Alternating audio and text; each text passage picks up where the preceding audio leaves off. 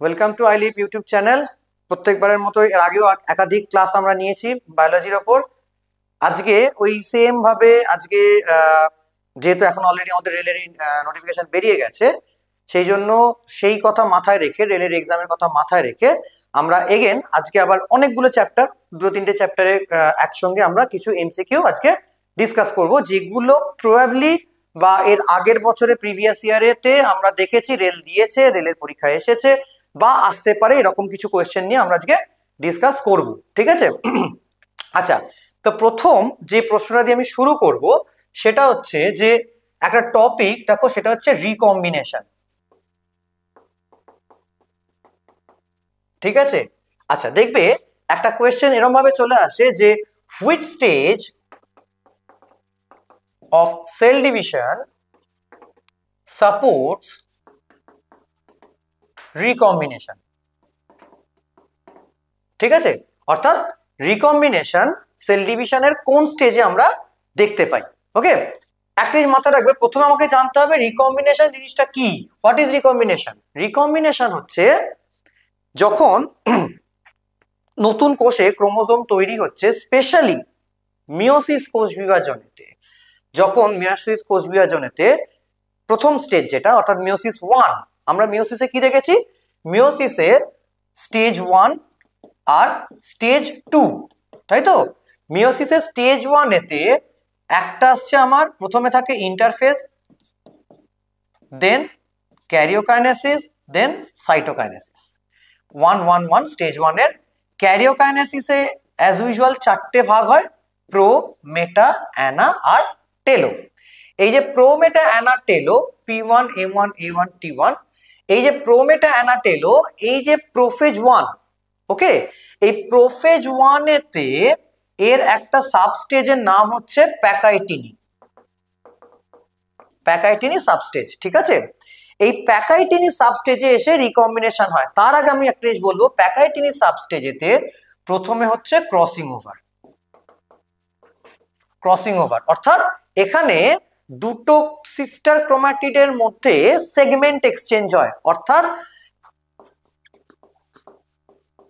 এরকম দুটো ক্রোমোজোম, এই ক্রোমোজোমে ধরো এই দুটো সেকশনে অথবা এই দুটো সেকশনে বা বোথ, দুটোর ক্ষেত্রেই সেগমেন্ট এক্সচেঞ্জ হয়। অর্থাৎ সেকেন্ড স্টেজটাতে কি হচ্ছে, আমি খালি নিচের দিকটা বলছি, ওপর দিকটা তো হয় ধরে নাও, কিন্তু আমি নিচের দিকটাতে বলছি।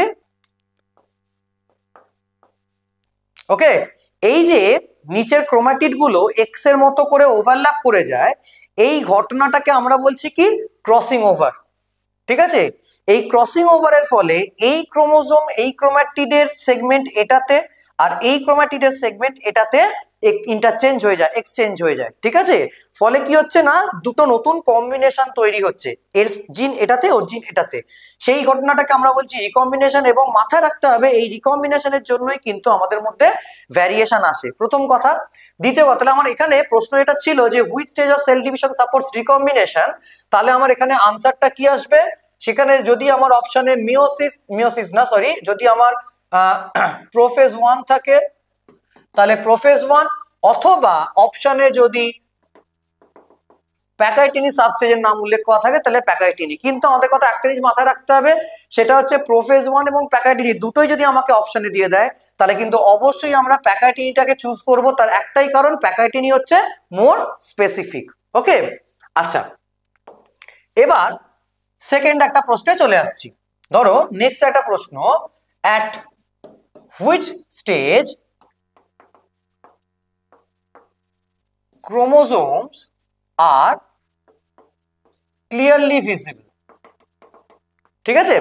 মাথা রাখতে হবে, আমরা যখন সেল ডিভিশন পড়ি তখন আমাদের যে ক্যারিওকাইনেসিস অর্থাৎ নিউক্লিয়ার ডিভিশন যে পার্ট, সেই ক্যারিওকাইনেসিসে 4টে পার্ট থাকে, প্রোফেজ, মেটাফেজ, অ্যানাফেজ আর টেলোফেজ। ওকে, এই যে 4টে পার্ট সবসময় মাথায় রাখবে, মেটাফেজেতে ক্রোমোজোম সবচেয়ে ক্লিয়ারলি দেখতে পাওয়া যায়, মোস্ট ক্লিয়ারলি ভিজিবল হচ্ছে ডিউরিং মেটাফেজ। ঠিক আছে? যে কোনো, সে প্ল্যান্ট সেল হোক, অ্যানিমাল সেল হোক, যে কোনো সেলের সেল ডিভিশন যখন হয়, ক্যারিওকাইনেসিস স্টেজের মেটাফেজে গিয়ে ক্রোমোজোম সবচেয়ে স্পষ্টভাবে দেখতে পাওয়া যায়। আচ্ছা, নেক্সট ধরো তোমাকে এরকম ভাবে প্রশ্নটা দিয়ে দেওয়া হলো যে হুইচ পার্ট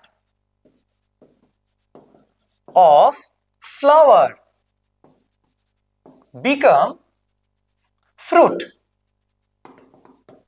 অর্থাৎ ফুলের কোন অংশটা ফলে পরিণত হয়। ওকে, মাথায় রাখবে ফুলের ওভারি পার্ট, যেটা গর্ভাশয় যে পার্টটা, এই ওভারি পার্টটা কিন্তু আলটিমেটলি নর্মালি ফ্রুটে পরিণত হয়।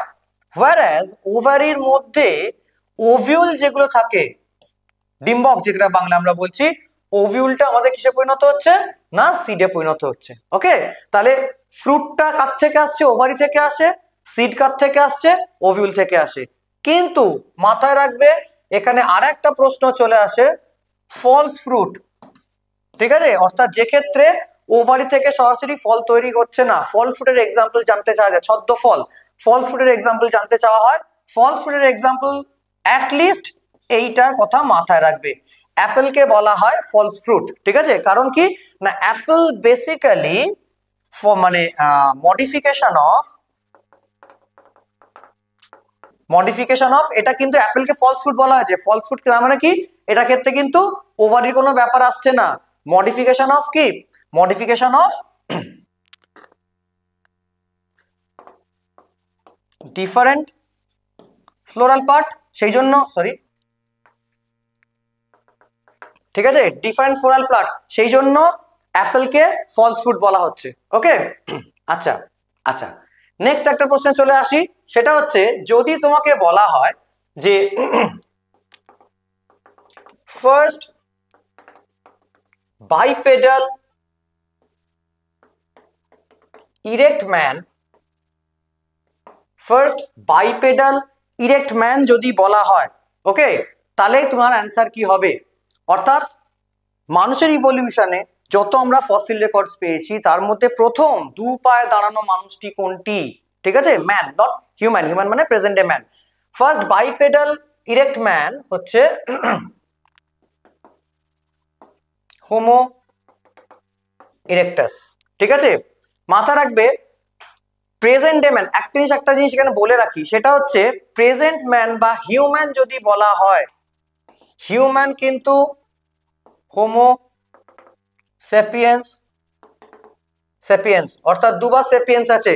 ঠিক আছে, প্রেজেন্ট ডে ম্যানে হোমো সেপিয়েন্স কিন্তু হিউম্যানের সায়েন্টিফিক নেম নয়, হিউম্যানের সায়েন্টিফিক নেম হচ্ছে হোমো সেপিয়েন্স সেপিয়েন্স। আমাদের আগে যারা ছিল, অর্থাৎ যাদেরকে কমনলি আমরা ক্রোম্যাগনন ম্যান বলে থাকি, সেই ক্রোম্যাগনন ম্যানের সায়েন্টিফিক নেম হচ্ছে অনলি হোমো সেপিয়েন্স। ক্রোম্যাগনন ম্যানের ক্ষেত্রে অনলি হোমো সেপিয়েন্স, কিন্তু প্রেজেন্ট ডে ম্যানের ক্ষেত্রে এটা হচ্ছে হোমো সেপিয়েন্স সেপিয়েন্স। ওকে, নেক্সট আবার একটা প্রশ্নে আসি, দেখবে একটা প্রশ্ন জিজ্ঞেস করে যে কোন এলিমেন্টটা, which element helps in blood clotting বা কোয়াগুলেশন অফ ব্লাড।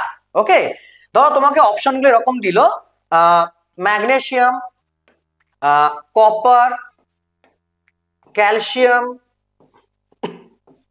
আয়রন। ঠিক আছে, এই চারটে অপশন দিয়ে দিল। মাথায় রাখতে হবে কোয়াগুলেশন অফ ব্লাড বা ব্লাড ক্লটিং যাই বলুক না কেন, সেক্ষেত্রে হেল্প করে ক্যালসিয়াম। আমরা জানি ক্যালসিয়াম টিথ অ্যান্ড বোন ডেভেলপমেন্টে হেল্প করে, কিন্তু পাশাপাশি ক্যালসিয়াম কিন্তু ব্লাড কোয়াগুলেশনেতেও হেল্প করে থাকে। ওকে, আচ্ছা, এখানে একটা মজার জিনিস বলে রাখি, সেটা হচ্ছে যে আয়রনের প্রসঙ্গ যখন আসে তখন আমরা সরাসরি মনে করি আয়রন বুঝি বা আরবিসি কে, আরবিসি প্রোডাকশনে হেল্প করে না। আয়রন কিন্তু আরবিসি প্রোডাকশনে হেল্প করে না। আয়রন মাথায় রাখবে, আয়রন বেসিক্যালি হিমোগ্লোবিন প্রোডাকশনে হেল্প করে। তাহলে আরবিসি প্রোডাকশনে কে হেল্প করছে? আরবিসি প্রোডাকশনে হেল্প করে কোবাল্ট। ওকে, তো সেই জন্য কোবাল্ট একটা এসেনশিয়াল এলিমেন্ট আমাদের কাছে। ধরো তোমাকে প্রশ্ন এরকম ভাবে দেওয়া হলো যে which hormone supports non seasonal flowering, মানে প্ল্যান্টের ক্ষেত্রে আমরা বলছি। ঠিক আছে, কি বললাম? Non seasonal flowering, which hormone supports non seasonal flowering. Okay, সবসময় মাথায় রাখবে নন সিজনাল ফ্লাওয়ারিং যদি বলে তাহলে আমার অ্যান্সার হবে GA3, অর্থাৎ শর্ট ফর্ম অফ জিব্বারেলিন। ওকে, জিব্বারেলিন বা জিব্বারেলিক অ্যাসিড, কেমিক্যাল নেম জিব্বারেলিন বা জিব্বারেলিক অ্যাসিড নন সিজনাল ফ্লাওয়ারিং এ হেল্প করে, whereas যদি খালি এইটুকু প্রশ্নে দেয় অর্থাৎ সিজনাল ফ্লাওয়ারিং, তাহলে আমার অ্যান্সারটা হবে কে ফ্লোরিজেন। ওকে, এই ছোট্ট জায়গাটা কিন্তু আমাদেরকে একটু মাথায় রাখতে হবে। ওকে, যে সিজনাল ফ্লাওয়ারিং হলে ফ্লোরিজেন আর নন সিজনাল ফ্লাওয়ারিং হলে জিব্বারেলিক অ্যাসিড। পাশাপাশি আরো একটা জিনিস আমি বলে রাখি এখানে, হরমোনের ক্ষেত্রে আমরা অক্সিনের নাম সবসময় পড়ি, ঠিক আছে, অক্সিনের নাম সবসময় পড়ি। অক্সিন কিন্তু এদিকে জিব্বারেলিন বললাম, এদিকে অক্সিন বলছি, কেন দুটো নাম একসঙ্গে নিয়ে এলাম, তার কারণ হচ্ছে অক্সিন সবসময় মাথা রাখবে apical dominance, apical dominance support করে, whereas জিব্বারেলিন ল্যাটেরাল ডমিনেন্স সাপোর্ট করে। মানে কোন গাছকে, কোন উদ্ভিদকে লম্বায় বাড়তে সাহায্য করে অক্সিন। যতক্ষণ গাছের টিপেতে, এই যদি একটা গাছ হয় এরকম যদি পাতা থাকে, গাছের পাতা সাপোজ, যতক্ষণ টিপ পার্ট গুলো আছে ততক্ষণ এখানে অক্সিন কাজ করবে, অন্য কারোকে কাজ করতে দেবে না। যখন আমরা এখান থেকে মাথাটা কেটে উড়িয়ে দেবো তখন দেখবে সাইড দিয়ে ডালপালা বেরোতে শুরু করে দিয়েছে, অর্থাৎ তখন জিব্বারেলিক অ্যাসিড বা জিব্বারেলিন কাজ করা শুরু করছে, ঠিক আছে, তখনও আবার গাছকে লম্বায় বাড়তে দিচ্ছে না। সুতরাং যতক্ষণ অক্সিন থাকছে ততক্ষণ এপিক্যাল ডমিনেন্স কাজ করছে, আবার অক্সিনকে যদি কেটে উড়িয়ে দিই, আমরা রিমুভ করে দিই, তখন সেখানে আমার কাজ করছে কে না ল্যাটারাল ডমিনেন্স, কে তার কাজ জন্য হচ্ছে জিব্বারেলিক অ্যাসিড। ওকে, তো যাই হোক, এরকম বিভিন্ন ছোট ছোট প্রশ্ন বিভিন্ন চ্যাপ্টার থেকে নানা রকম প্রশ্ন রেলের পরীক্ষায় আসতে থাকে ঘুরে ফিরে, একটু নজর রাখবে। আমি আপনারা সবসময় বলি আমাদের চ্যানেলটা ফলো করো, প্রিভিয়াস ইয়ার কোয়েশ্চেন ফলো করো, যদি কোনো ডাউট থাকে, কোনো কোয়ারি থাকে, অবশ্যই গিভেন নাম্বারে যোগাযোগ করো। Thank you.